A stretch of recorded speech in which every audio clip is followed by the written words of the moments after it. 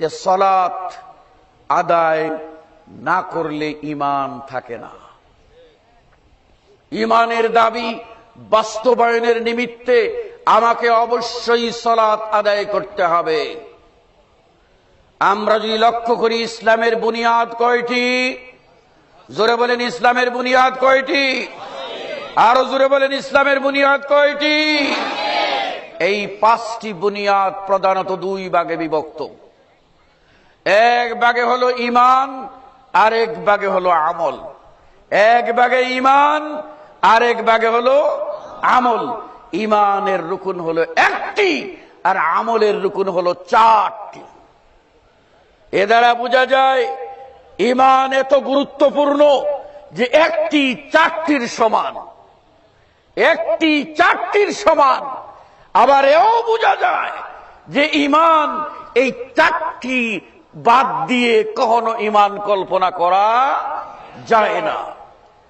এজন্যই সাহাবী মুআয ইবনে জাবাল রাদিয়াল্লাহু আনহুকে আল্লাহর নবী ইয়ামানে পাঠিয়ে কি বলেছিলেন? প্রথম ঈমানের দাওয়াত দেবে, তাওহীদ ও রিসালাতের দাওয়াত দেবে। যদি জাতি সেটা মেনে নেয় তাহলে তাদের উপরে জানিয়ে দেবে আল্লাহ তাদের উপরে 5 ওয়াক্ত সালাত ফরজ করেছেন দিনে আর রাতে। যদি তারা সেটা মেনে নেয় তাহলে তা জানিয়ে দেবে আল্লাহ তাদের মালের উপরে যাকাত ফরজ করেছেন। এর দ্বারা স্পষ্ট বোঝা গেল ঈমানের দাবি হলো সালাত আদায় করা। সালাত আদায় করলে হবে ঈমানদার, আর ঈমানদারের উপরেই সিয়াম, ঈমানদারের উপরেই যাকাত, ঈমানদারের উপরেই হজ। যে সালাত আদায় করে না সেই লোক ঈমানদার দাবি করতে পারে না। আমি আপনাদেরকে দুটি উদাহরণ দিয়ে এই পর্বের সমাপ্তি ঘটাতে চাই। ইসলাম একটি সৌদের নাম। এই সৌদে প্রবেশ করতে গেলে মেইন একটি ফটক, মেইন একটি দরজা, সে দিয়ে প্রবেশ করতে হবে। এই দরজার দুটি পাল্লা আছে। এক পাল্লা হলো তাওহীদের পাল্লা, আরেক পাল্লা হলো রিসালাতের পাল্লা। দুই পাল্লা বিশিষ্ট একখানা মেইন গেট। এটা বানিয়েছেন আল্লাহ, অটো রিমোট তার কাছে। তিনি শিখিয়েছেন যখনই আপনি ধাক্কা দিয়ে দরজা খুলতে পারবেন না, শক্তি প্রয়োগ করে খুলতে পারবেন না, কোন প্রকার তেলেসমাতি ওর ভিতরে কাজ করবে না। যদি আপনাকে ওই ঘরে প্রবেশ করতে হয় আল্লাহ প্রদত্ত রিমোট আপনাকে ইউজ করতে হবে।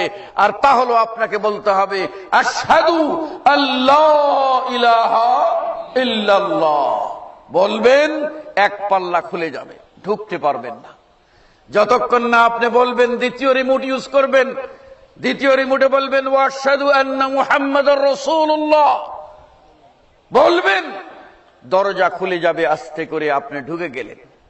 কিন্তু এমন নিপুণ কারিগর ঘরটাকে বানিয়েছেন যেখানে কোনো ভেন্টিলেটরও নাই, কোনো ফাঁক ফুকরও নাই।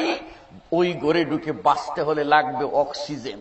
অক্সিজেন ছাড়া বাঁচা, বদ্ধ ঘরে অক্সিজেন ছাড়া বাঁচা যায়? জোরে বলেন, বাঁচা যায়? এই ইসলাম নামক ঘরে প্রবেশ করে মুসলিম নাম নিয়ে বাঁচতে হলে আপনার জন্য অক্সিজেনের প্রয়োজন। আর মনে রাখবেন, ঈমান ও ইসলামের অক্সিজেন হচ্ছে 5 ওয়াক্ত সালাত। যে সালাত আদায় করবে তার ঈমান বেঁচে থাকবে, যে সালাত আদায় করবে না তার ঈমান বেঁচে থাকবে না। অনেকেই তো আমাদের সমাজে বলে নামাজ না পড়লে কি হবে, ঈমান ঠিক আছে, বলে না? হ্যাঁ, নামাজ না পড়লেও কি হবে, ঈমান তো ঠিক আছে। কোরআনও বুঝে না, হাদিসও বুঝে না, বুজুর্গ বইলা দিচ্ছে লাঠি চুটা নিয়ে বের হইতে, আবার তার পিছ পা নাই। আছে না এরকম মানুষ? হুজুগে মাতাল। কিসে মাতাল? হুজুগে মাতাল। ঈমান ঠিক আছে। শোনেন, আমি বলি দ্বিতীয় উদাহরণ। ঈমান ঠিক আছে কিনা একটু টেস্ট করতে হবে। আপনি কোম্পানিতে চাকরি করেন, সুপারভাইজারকে গিয়ে বলছেন, স্যার আমার একটু ছুটি লাগবে। কি ছুটি? বলে আমাকে ছুটি দিতে হবে জন্য যে আমার জ্বর। বললেই কি সুপারভাইজার ছুটি দিয়ে দিব? সুপারভাইজার হাত দেবো, দেখি কই শরীর তো ঠান্ডা, তোমার জ্বর কে বলছে? বলে স্যার এমন জ্বর স্যার, এটা ধরা দেয় না স্যার, সুরা জ্বর। ভিতরে ভিতরে আমার হাড় হাড্ডিগুলি 12:30 বাজাইয়া ছাড়ছে। স্যার আমার একদিন ছুটি দেন স্যার। তাই নাকি? যাও ওই যে 3 তলায় 301 নম্বর রুম, আমাদের ডিউটি ডক্টর আছেন, ওনার কাছ থেকে একখানা সার্টিফিকেট নিয়ে আসো, তোমার ছুটি মঞ্জুর হয়ে যাবে। এখন ডাক্তার সাহেবের কাছে গিয়ে বললেন, ডাক্তার সাহেব আপনিও যে কোম্পানিতে চাকরি করেন, আমিও সেই কোম্পানির মাস নাকি, আমিও সেখানে চাকরি করি, সুতরাং আমাকে কি করতে একখানা সার্টিফিকেট দেন, আমি অসুস্থ জ্বর। বললে কি ডাক্তার দিয়ে দিবে নাকি?